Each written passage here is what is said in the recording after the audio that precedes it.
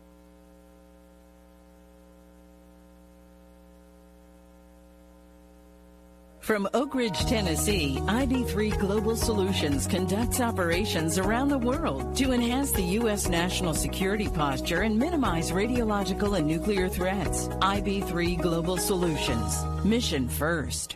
Fan Gear Barn is Oak Ridge's source for new and vintage sports fan gear from around the world of sports. Find your favorite team gear at Fan Gear Barn, located at 977 Oak Ridge Turnpike, across from the hospital.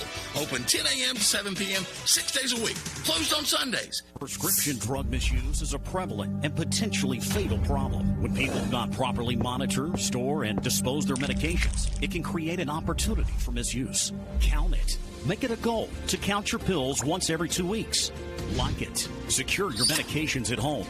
Drop it. Drop off unused or expired medications for proper disposal at any police department in Anderson County. For more info, visit asapofanderson.org. Brought to you by ASAP of Anderson. Prevention works. Feeling overwhelmed with your business finances? At P&L Business Services, we handle all your bookkeeping, payroll, and tax needs. From federal tax returns to QuickBooks training, we've got you covered. With over 25 years of experience, we provide customized packages to fit your business. Focus on what you love most, building your business. Let us take care of the rest. Call 865-294-4792. P&L Business Services, empowering you to grow your business.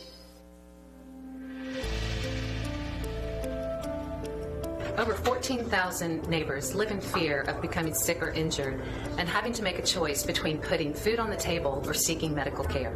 The free medical clinic tries to take that fear away. Bringing the healthcare, primary care out to our rural communities, I've had patients tell me that if it wasn't for us, they wouldn't be able to have any kind of health care. So us being able to go into these areas and provide that on-site care to these patients that can also come back week to week if they need for follow-up primary care, it is life-changing. It means a world of difference between actually life and death for them.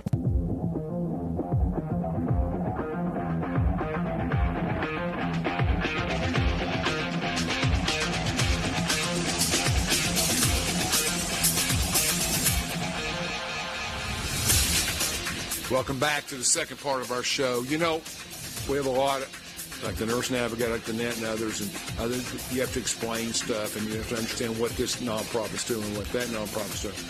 But I think I was born into Habitat for Humanity. It seems like it's been around for 60 years. And pretty simple. We go out and build a house for you, for a family in need, and they get to take possession of the house. We'll talk about what that includes, but everybody needs a home. Mm-hmm. And it's good. I talked to the East Tennessee coordinator the other day. What do you represent in this situation? I mean, what you have 1 county, 2 counties, 8 counties? 2 counties. We have Anderson and Roane. Tell me, Roane and Anderson's different, Charlotte. It's just kind of very. Yeah. It's a different world. Mm-hmm. It's an interesting world in the political world because they have a real high participation in everything in Roane.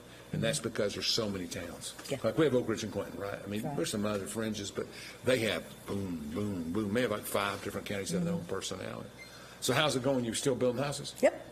Got 2 going right now, and we're ready to dig for a 3rd one. We got 1 here in Oak Ridge on Waltham Place. They need redevelopment up there. That's yep. Good. And we've got another one going up on Clinch Street in Harriman. We're I know that. getting the survey and placing the house on the lot on Wainwright here in Oak Ridge. That whole Highland View district needs overhaul. I mean, and it needs overhaul by the nonprofits. Excuse me for saying that, but what contractors build is not affordable housing. No, that's exactly right. That's exactly right. So your average house would have a value of $125,000, $100,000? Oh no, not now. Now they're $275,000. That's crazy. That's what the appraisal value. How many square feet? 1,200. 3 bedrooms, 2 baths. Oak Ridge. It doesn't matter who built it or where it sits. That's crazy. Yep. That's crazy. Yep. I mean, I have a 2,500 square foot house I grew up in up on top of New York, and and it's gone from in 5 years. It's gone from 220 to 370 or something, something like that. But not 1,300 square feet. I got 26 or something. Yep. That seems like that should be under 200,000. You would think. So when I said 125, I was thinking about what it cost us. Yeah. Our cost to build was $85,000 5 years ago, and now it's about $140. And that's just because of the wood and everything. Yeah, because the labor's always been generated. Well, we only have a certain amount that's volunteer labor. We can't have volunteers do trade work, plumbing and stuff. Plumbing, electricity, HVAC. Those have to be licensed. contractors. Can a licensed contractor, he wouldn't be able to use this thing if he volunteered, I get it. That's right. And we get deals sometimes, but they have to pay their labor. And you know what labor costs are now. Your average construction worker is $25, $30 an hour.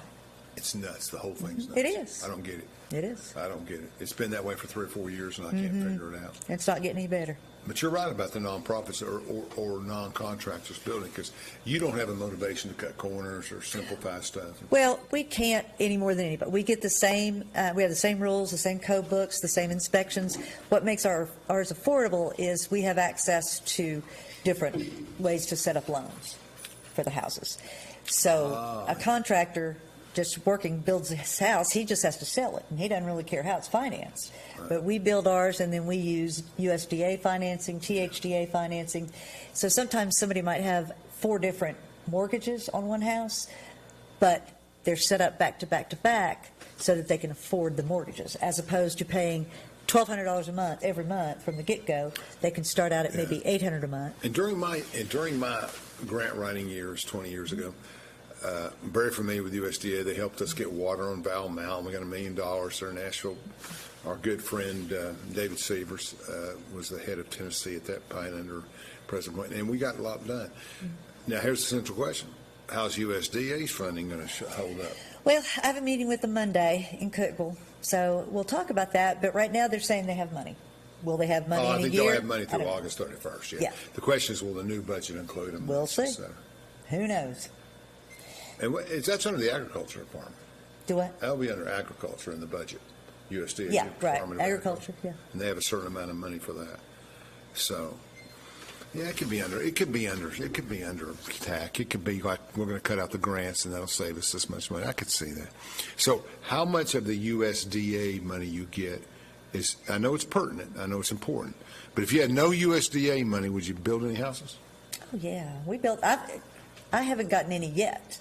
I'm trying to get my first USDA rural development loan now. I got you. And I'll be honest, we didn't use any kind of government grants or funding until after the pandemic. And that is simply because the large organizations in the area, there's no incentive for them to give us large donations like there was. Because? Because they're paying such high taxes. What's their incentive? They don't get a good tax break anymore. So they've pretty much, where we used to be able to get. You're talking about the corporations? Yes. The big corporations, we used to be able to walk into the lab, Oak Ridge National Lab, $50,000, no problem. Now, get in line, fill out this application for $5,000. It's crazy. So I'm trying to think in corporate law what the tax code has changed. I'm not sure how that works anymore, but. And I don't know much about the tax code necessarily. Well, that's what they're alleging. They can't save money anymore. So basically, I pay a certain corporate rate, which is slimmed down under in 16, 17, that we pay less than we used to and different things.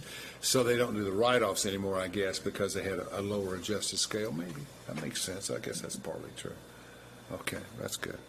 You know, you ever heard of Jenny Bowers? She played. I just thought, old people, I have to throw stuff up when I think about it. She used to play bridge with my mother. I was wondering if because you look a little bit alike, and of course that was a long time. Bowers is a married name. And I figured, but you might know. And it's the name of an ex-husband. I get Nope, I don't remember Jenny and his family. What was your maiden name? Bush. Charlotte Bush. Okay. What area of town did you grow up in? West End. Okay. Still live in the same house my parents grew up in? I do too. I bought it back. My mom sold it in '88, and I bought it back in '04. 16 years later, I came back from Pittsburgh and living up there in the east. And right off Newport. That's Roane County. I know. That's good. Okay, I got you. That's why I'm a Roane County commissioner, because I live in Roane County. You're a Roane County commissioner? You're on the county commission? I didn't know that. My second term. Wow. Good for you. I think I remember that. That's just like I said, I've got political lights in 17, 18 counties, but somehow I just don't get to roam very often. That's weird, isn't it? Yeah. Well, good for you, because the lady up at the top of Oklahoma used to be on there years ago, or a guy up there. I can't remember his name. Right at the top. Kelly. There was a Miss Steve Kelly. I can't remember. He was passed 80. Away. Yeah, he was older. Yeah. And that's when I got into it. He was. I can't remember much about him. Anyway, that's what. So, how many houses have you built in the last 10 years? Last 10 years? Yeah, or something. Just a number relative. Well, let's talk about what we're doing now, which is we're on point to build 5 in this calendar year. Oh, that's excellent. And that's good. And That's that's much real better good. than we've done in the past. That's correct. That is better. Good for you. And your funding comes from volunteers mainly, but where does your financial support come from? And you said you haven't been using USDA. Have you been on other grants? Mm-hmm. Okay. THDA is a big part of our funding. Tennessee Housing Development Accord. Another federal pass-through? Pass-through, Yeah. correct. But they do loans directly to our families, which helps us by we can get the money because up to... That's right. That makes sense. Yeah, to date, I have never used a loan. I have always financed the mortgage myself, which just means I get drops. Meaning the every month. organization. Yeah. I didn't want to think your commission salary was big enough. Oh, not commission. No, I was joking. Well, That you personally said, I've always, and I thought, Well, I'm in making a charge joke. of those. No, I So, understand. I yes. understand. Do people, do you get, what is your individual donation total each year? How much money do you get from different people? I mean, communities? You should have told me to bring a report. No, I don't need all that. Just That's hard to say. Lord, we usually get tens of thousands? Yes. Okay. Yes. Ronan Anderson, anyone you Yes. can get? Yes. And that comes from individuals? and Individuals. Do you have a fundraiser companies. every year? We played around with a few. I had a really good fundraiser in September. Do you know Gerald Boyd? Very well. One of my favorite people in the energy Mine community. too. That So guy right there, He's I'll been tell you. he's been on my board for years, Yeah. and so I There threw aren't a many fundraiser. saints in the corporate world, but he's one of them. Yeah, yeah, he's great. So I threw a party, if you will, Sure. in honor of Gerald Boyd, and people threw money at me for that. Yeah. And he didn't even want to do it. He said, "Oh, don't recognize me." I said, "No, you don't understand." I understand that, too. Oh yeah. Well, yeah, he's a very humble person, That's but what all the saints say, right? that's well, yeah. But what he does for Habitat and other nonprofits is very big, and he doesn't realize it. He can open a door Yeah. that I can only knock Yeah. on, and that's if they let me through the first door. Yeah. He I started can a get me in music. anywhere. I started a music scholarship at Oak Ridge High School, named after my closest friend of 40 years, John Shuey, who died last year. And we've raised quite a bit of money. Chuck Weissman's coming in. We're going to do a fundraiser and do some other stuff. But yeah, you get the right names associated with stuff people want to. They don't want not to give Gerald the recognition, That's or exactly they don't want to give Chuck or whoever the recognition for whatever reason. Yeah, I'm a big fan of Gerald's. So, what is the budget? Don't have to have exact numbers. Okay. Sorry. What is it? What is the approximate budget of the Anderson Roan Habitat a year? $1.5 million. Okay, and that's house building materials, everything. That's everything. And 80 or 90% of that would be house construction related. I mean, you don't have any other expenses, substantial expenses like $200,000-300,000 in an annual Well, budget. Go ahead. Okay. Yes, we have employees, so that takes expense. How many? 16. In But- Anderson Roan? But we have 2 stores. We have one store I over forgot there. about We the have one store out stores. there. Tell me and what then the we have stores office. do. The stores brought in about 300,000 last year, Okay. so they do a great job for us. I saw the pictures when I was researching on the internet. Just right beautiful. down here. And basically, it's like a Carm type facility. People come in. Wow. Yeah. So when people say to me, I'm going to go down and donate it to Carm, everybody knows what that means. It's a brand. When they say, I'm going to give it to Habitat for Humanity, if you're not involved, you really don't know that they have stores and do things. I didn't even know you had a store. I knew Right there. I knew it 20 years ago. I knew it 20 years ago because we used to take stuff there. But Yeah. in the last few years, that's really great. Yeah. And so what's your conditions on donations? Well, we pretty table much will needs take 4 legs, anything. right? Yeah, Table needs 4 pretty legs. much anything. I mean, we prefer it if you don't bring us the couch that is the cat's peed on, but sometimes you might, and sometimes we can clean it up. We will attempt to clean it up, but Sure. the biggest thing that helps people is that we will come and pick it up from your house. You don't have to bring it to us. Just call us. We'll set a date. We'll come pick it up. Furniture and appliances are obviously the best sellers, and we get the most money out of. And what some people don't understand is if we get what looks like a brand new leather couch, we're not going to sell it for $200. If it was on the market brand new for $2,500, we'll sell it for $1,000. Right. We're not there to bargain. That's not what we're doing. That's an ongoing fundraiser. That's what that is. And so if you were to give that to me, would you want me to sell it for $200? No. You expect me to get the money out of it that will help fund my mission. Now, I guarantee you, if they itemized their taxes, they didn't write 200 off, they wrote 1,000 off. You're right. Absolutely. Because they fill in their own numbers.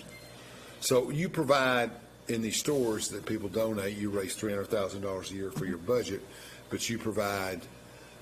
And I looked at it, looked like furniture and things of that nature. We got just about everything, and that's just it. Not clothing. A little bit. We don't do a whole lot in it. We used to, but clothing is very labor intensive.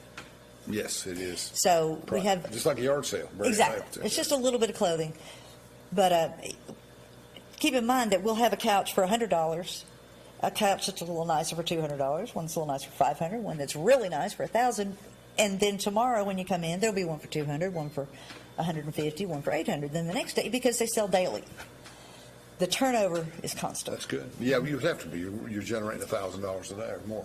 Oh, $1,500 a day. Yeah. Out of that store, and $500 a day in Kingston. Wow. That's their goals, and they've been meeting them. That's good. How many employees run the stores? The stores, there's just 3 in Kingston. 8. Still, when you consider the hours and the manpower. Some And of those are basic wage people that are loading them and unloading them. Well, that's just it. There's 3 different guys that work together and rotate on the truck because we go and pick up. We'll also deliver. If you buy something and you can't get it home, we'll deliver it for a fee, just like anybody. But we do pick up and deliver, so we have those trucks running constantly. Right. That's interesting. That's interesting. Let's take a break and we'll go back to our last 15 minutes. Very interesting.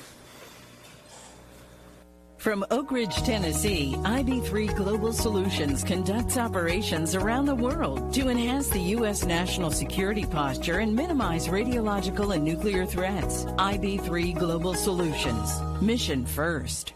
Feeling overwhelmed with your business finances? At P&L Business Services, we handle all your bookkeeping, payroll, and tax needs. From federal tax returns to QuickBooks training, we've got you covered. With over 25 years of experience, we provide customized packages to fit your business. Focus on what you love most, building your business. Let us take care of the rest. Call 865-294-4792. P&L Business Services, empowering you to grow your business. Prescription drug misuse is a prevalent and potentially fatal problem. When people do not properly monitor, store, and dispose their medications, it can create an opportunity for misuse.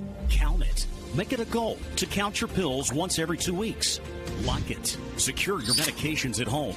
Drop it. Drop off unused or expired medications for proper disposal at any police department in Anderson County. For more info, visit asapofanderson.org. Brought to you by ASAP of Anderson. Prevention works.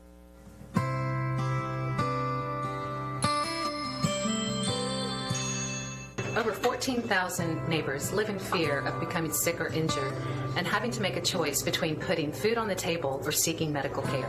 The free medical clinic tries to take that fear away. What do we help them with? We help them with diabetes, hypertension, any kind of medical need that they need that's necessary. And being in a community with the African American community lets them know that we're here.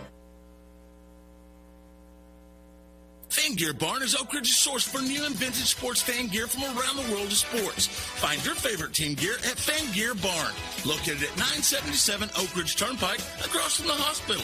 Open 10 a.m. to 7 p.m., 6 days a week. Closed on Sundays.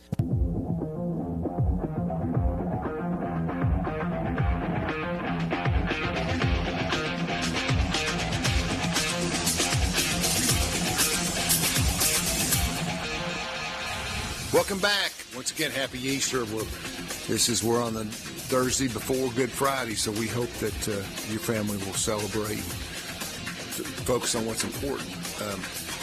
You can't build a house without land, and everybody is landlocked for reasonable places from definitely Illinois this way. So the question comes down to, in Roane County, probably a different kind of issue, but they need land. Habitat needs land, and I'm pretty sure they're not going to ask you to donate it outright. They'd love that, but you're willing to purchase some land at the right price. Absolutely. The land bank has been helpful, but not as much. So if you have a home or you have a piece of property that you can't sell, you need to consider talking to Habitat Humanity about it. So let's say you have a lot that's worth 40 or 50. Remember, your lot's worth more now than it was, 40 or 50,000 on the books, and you get an offer of 20,000 on that lot. You can still write the other 30,000 off. There's things you can do to make it work, but you need to talk to Habitat for Humanity. Talk to Charlotte about possibly selling your lot or land that you have and getting it done. That would help the community very much. Absolutely. How many Habitat built homes are there in Anderson County since the inception of the program? How many houses have we built? Well, we add the Anderson and Roan together, and Okay. so I think we're up to 110. So what year did it start?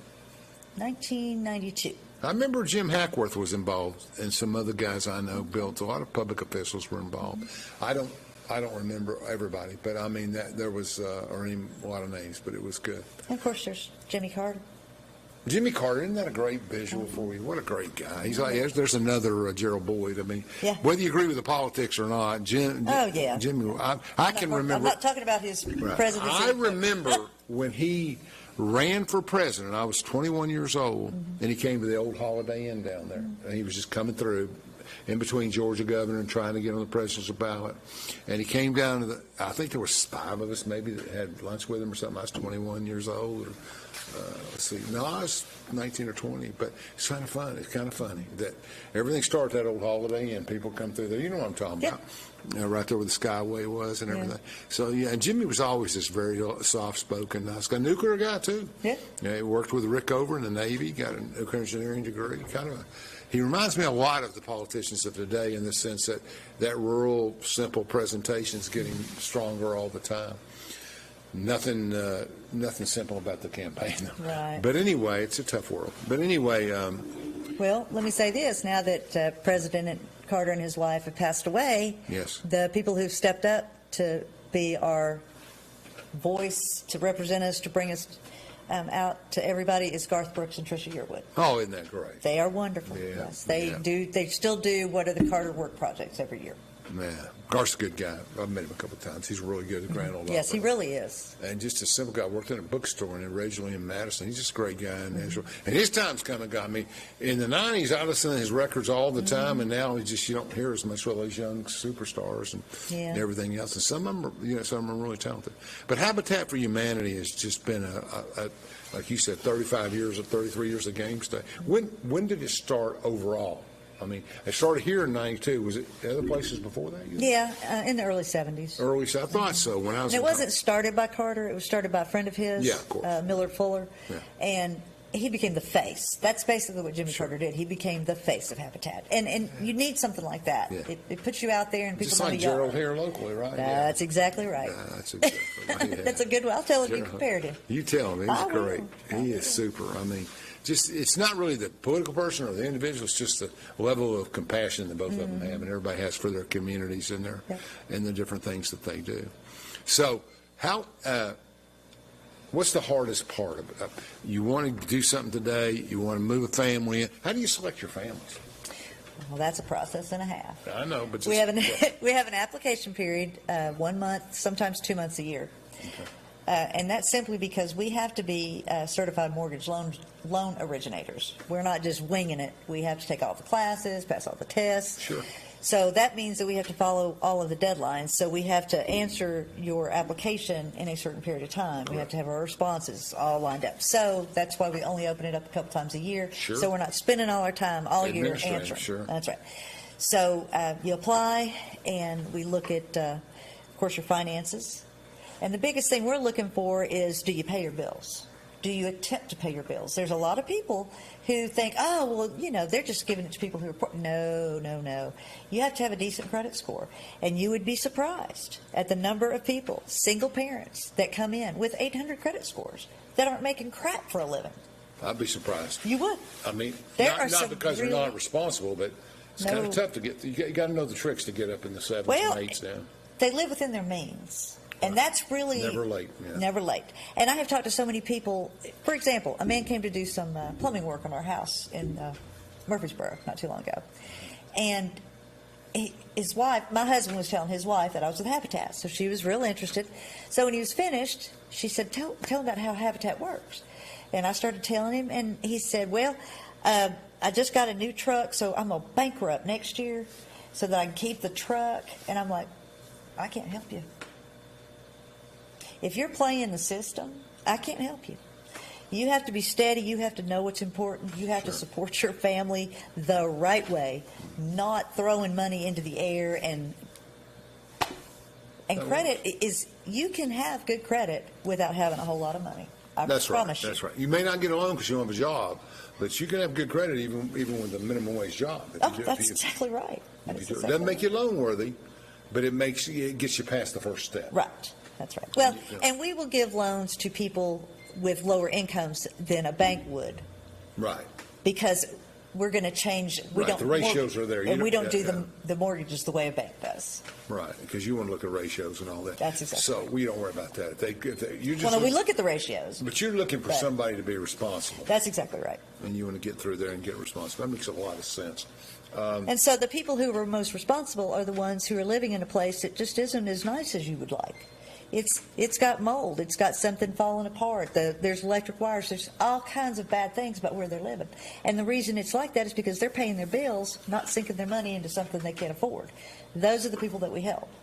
You know where to spend your money. So we're going to take you out of that situation. And for the same amount of money that you're paying for that crappy situation, now it's going to pay for. Are there always kids involved in the houses you build? Not always. Okay. Sometimes there's disabled. Okay. We built a house for a blind man in Harriman a couple of years ago. What are the criteria for the loans? What makes a person more likely to qualify than somebody else? The biggest things are willingness to cooperate. Okay. And believe me, that's a big one. I got you. Yeah. Also, your living situation. If and it may sound bad to you. Some people don't like this, but if we go to visit you and you live in this pristine house and everything's working perfectly, to us, that's not a need. Do you follow me? I got you. I'm thinking about what you're saying. Right. And so that's where we're looking for people who are living within their means, and that's the best they can do right now. And the best they can do is they're keeping it clean, but they can't control the mold on that ceiling. Right. They can't control the fact that their landlord won't come fix their toilet and sink and the floor's about to fall through. So you have to be in a rental situation. No. You can't own a home. That's what I meant. Yeah. But you could be, there are people that live with other people. Right, because they have to. Right. That's our side. Senior citizens? Oh, yeah. You built houses for senior citizens? Mm-hmm. Yeah, we cannot discriminate. We have to follow all the rules. How many houses you built for senior citizens? A few? A few. Okay. I mean, the ability to pay the mortgage over a long term is not as relevant as... No, and that's just it. You can't not give somebody a loan because of their age. That is not unless they're under 18. Oh, yeah. That's the only age barrier you can use. But I mean, the client, the single mother comes in with 3 kids and she's been working at the gas company or somewhere, the electric company for 7 years. She makes her $19 an hour and she's got a lot of bills. That's your premier customer, don't you think? Yeah, I would say that. Yeah, a single mother with children, but we've had couples that even together. They just don't have all the the greatest ads jobs I've in the ever world. seen on Habitat, always a couple of things. I think I see couples a lot on Habitat. You do. I mean, because, if one of them's working at the gas station and the other one's working at McDonald's, they're going to qualify. Yeah. And I tend to get to know people in the grocery store and in the restaurants, and I like to go to the same people every time, so I get, I'm getting build that kind of thing. So I think it's interesting. And those kind of struggles exist. My husband's down there at this. I'm going to try to get some extra work with him. And it's so expensive right now. It is. It's crazy. I donate but I donate food considerable every week to the pantry at St. Mary's, because that's the only one in Oak Ridge of any size. And it's amazing. The lines are so long. I've always said that if I ever leave Habitat, I would want to work for Second Harvest. Yeah. They're big. They really do a lot of work. They help these smaller churches get the food and get it out and do stuff. And, you're right. You got to eat first before you buy. That's right. You got to do absolutely. That's exactly. And really, we're more your end of the line. We're not the ones that are out helping necessarily homeless people. We're not passing out food. Right. We're not passing out clothing. That's not where we are. No. We're more of, you're trying really hard. We are going to help you change your life. I think that owning a home is a quality of life Absolutely. experience. I really Absolutely. do. Well, I appreciate you coming on today. Sure. I think people need to, how do they make a donation to Habitat for Humanity? You can go on our website, which is Clinch River HFH, standing for Habitat for Humanity.org. Click on the Donate Now button. You can do it online. You can always mail a check to 111 Randolph Road. We would love to have you give us $25 a month, and you can set that up on our website as well, because monthly donors. We got to go, folks. Thank you for watching. Really great.